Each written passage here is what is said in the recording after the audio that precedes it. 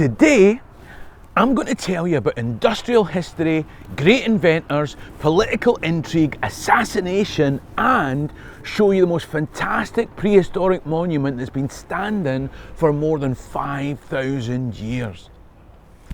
How many times has somebody said to you, I fancy a fantastic historical day out in Scotland?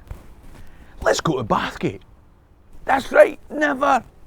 But today, I'm going to show you why that's wrong. If you're interested in the people, places and events in Scottish history, then click the subscribe button at the bottom right of the screen. In the meantime, let me tell you a story. If you've seen this channel, then you'll know that I always like to tell you a story. And I suppose today's story is one of misunderstanding. Not like when a sitcom character desperately rushes around meddling in things that he shouldn't because he misconstrues romantic interest.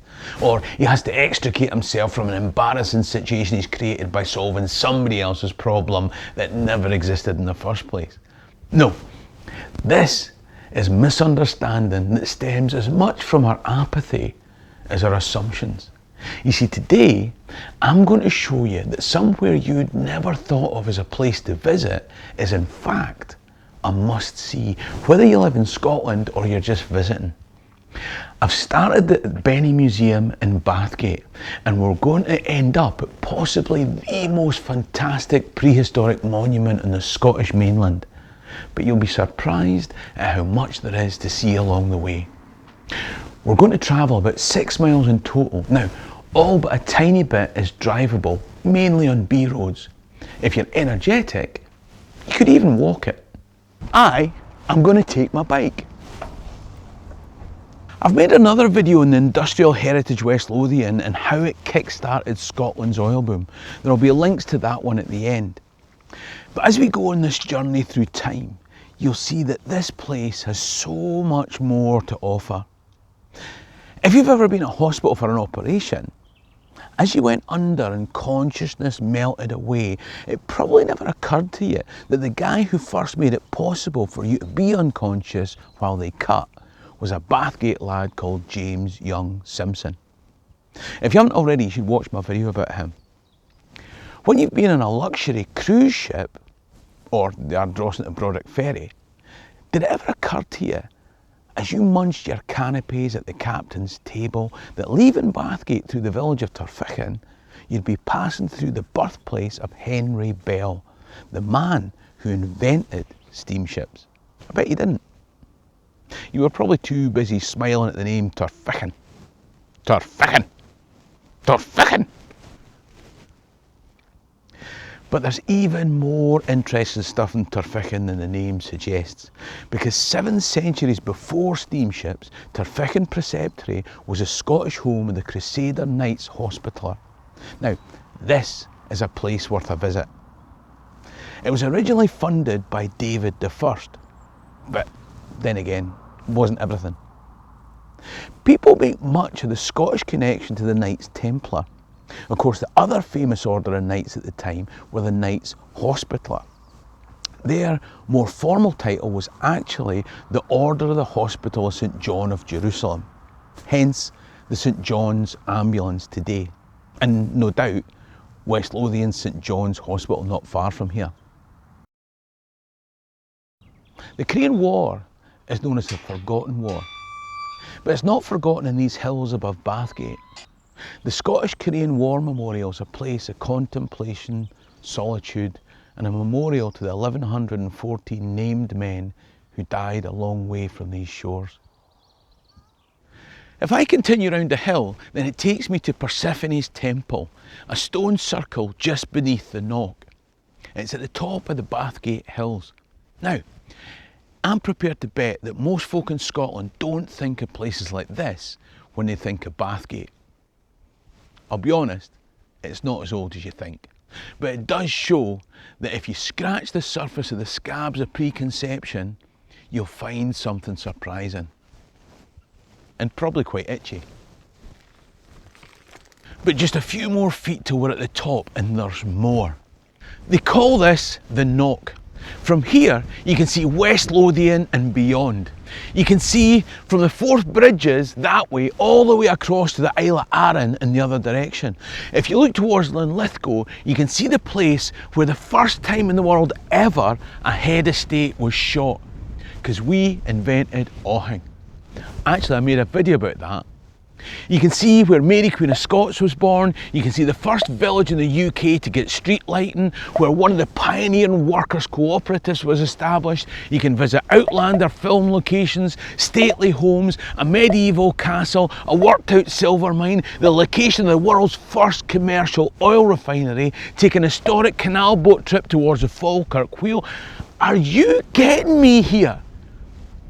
Tell me in the comment section if you have or if you'd like to visit any of these places. That way I'll know if I'm on the right track with what I'm telling you. But the place in West Lothian that I really want to show you has been there long before all of these. Let me take you to Cairnpapple. Now I know Cairnpapple sounds like a Scottish tropical fruit, but it's actually, well, let me show you. This place is truly astonishing. This hill has been a place of significance for more than 5,000 years. From the earliest times, people have been coming up this hill.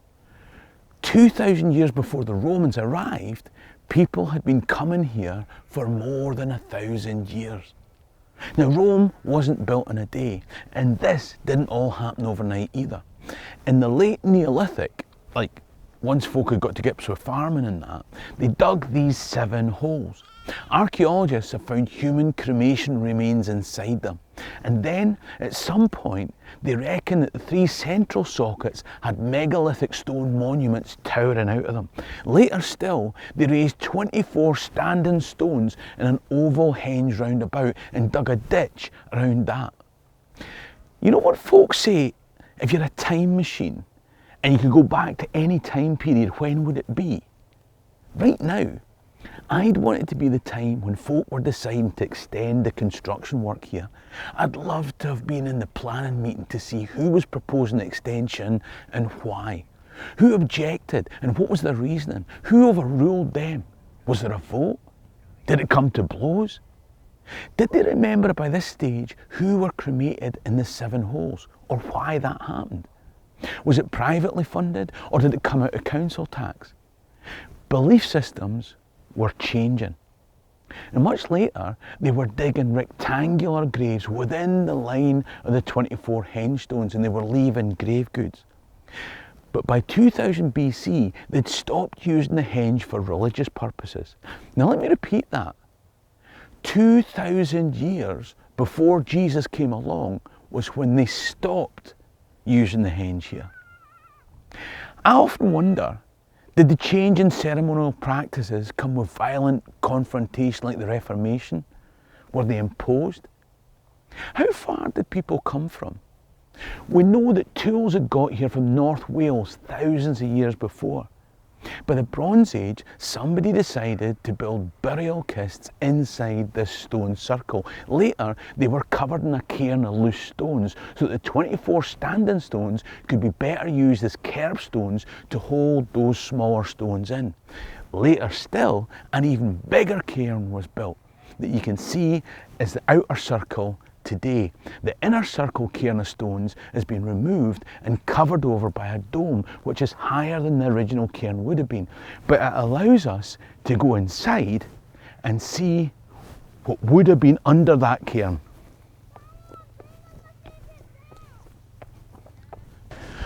All this would have been submerged under the stones of the cairn, and from Bronze Age times, so would these. Graves that once contained grave goods, foods to take to the afterlife, provided by those who must inevitably follow at some point later. I can never bring this place alive in the way that Dylan, the local steward, can. You must come down here and speak to him yourself. But who was it that was so important to have been given the privilege of this prestige location? Royalty? A religious figure? A politician? Pop star? Civil servant? Entrepreneur?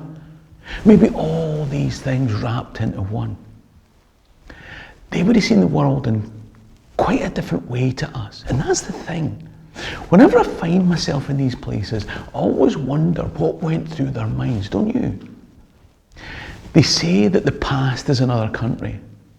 The people buried here certainly wouldn't have understood my language or I theirs. I think that's what we find intriguing. We all want to know how they ticked and what they felt, what they thought.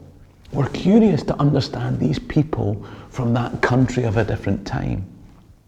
And that makes me wonder, if we make so much effort to understand people from a different time, why can't we take the time to understand the people in our own time today? Either way, there's loads for you to see and do in West Lothian. Check out the website, I'll leave a link in the description.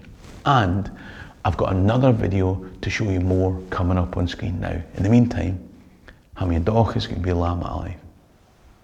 Sherry and Drasta.